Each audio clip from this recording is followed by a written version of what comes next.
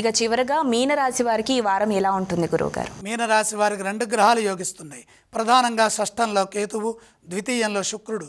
ధనరాశిలో శుక్రగ్రహ బలం ఉండటం విశేషం. శుక్రగ్రహం ద్వారా లక్ష్మీ యోగం సహకరిస్తుంది. ఆర్థికపరమైన అభివృద్ధి బ్రహ్మాండంగా ఉంటుంది. శుక్రబలం విజయాన్ని ప్రసాదిస్తుంది.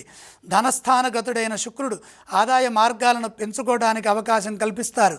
వచ్చిన ప్రతి అవకాశాన్ని ఆర్థికంగా ఆలోచిస్తూ అందుకు తగిన విధంగా తెలివిగా ప్రస్తుత సమాజానికి అవసరమయ్యే విధంగా కృషిని కొనసాగించండి. సృజనాత్మకతతో ముందుకు సాగండి. విజ్ఞానపరంగా అభివృద్ధిని సాధించాలి. ఆత్మవిశ్వాసంతో పనిచేయడం ద్వారా పనిలో నైపుణ్యం పెరుగుతుంది. ఉద్యోగంలో కలిసి రావాలంటే శాంతంగా ఉండాలి. అపార్థాలకు అవకాశం కల్పించవద్దు. ఇతరుల విషయాల్లో ఎట్టి పరిస్థితుల్లో కలుగజేసుకోవద్దు. ఇతరుల విషయాల్లో ఏలు పెట్టడం ద్వారా ఇబ్బంది పెరుగుతుంది. గంభీరంగా వ్యవహరించండి.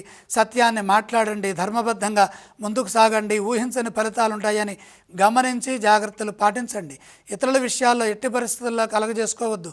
ఇదే విధంగా వ్యాపారంలో కూడా లక్ష్యాలు సిద్ధించే విధంగా శాంతంగా మీ కృషిని మీరు కొనసాగించండి. కర్తవ్య దీక్షతో పనిచేయడం ద్వారా మేలు జరుగుతుంది. అపార్థాలకు అవకాశం లేకుండా సత్యస్ఫురణతో మాట్లాడాలి. శాంతంగా ఉండండి. చిరునవ్వుతో సంభాషించండి.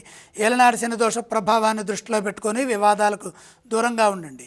ఫలితం వచ్చే వరకు మనోబలంతో ముందుకు సాగాలి. కుటుంబ సభ్యుల సహాయ సహకారాలు తప్పనిసరిగా తీసుకోవాలి. వారం మధ్య భాగంలో మంచి మేలు జరుగుతుంది. మీనరాశి వారు ఏ స్తోత్రం పఠిస్తే బాగుంటుంది? మీనరాశి వారు నవగ్రహ శ్లోకాలు తప్పనిసరిగా చదువుకోవాలి. ఇక ఈ రాశి వారు ఏ ఆలయాన్ని సందర్శించాలి? నవగ్రహాలని దర్శించాలి. వీరు ఏవేవి దానం చేస్తే బాగుంటుంది? నవధాన్యం నవగ్రహ పాదాల దగ్గర ఉంచి 3 ప్రదక్షిణలు చేసి ఆదిత్యాయ చ సోమాయ మంగళాయ బుధాయ చ గురు శుక్ర శనిభ్యశ్చ రాహవే కేతవే నమః అనే శ్లోకాన్ని చదువుకొని నమస్కారం చేయండి.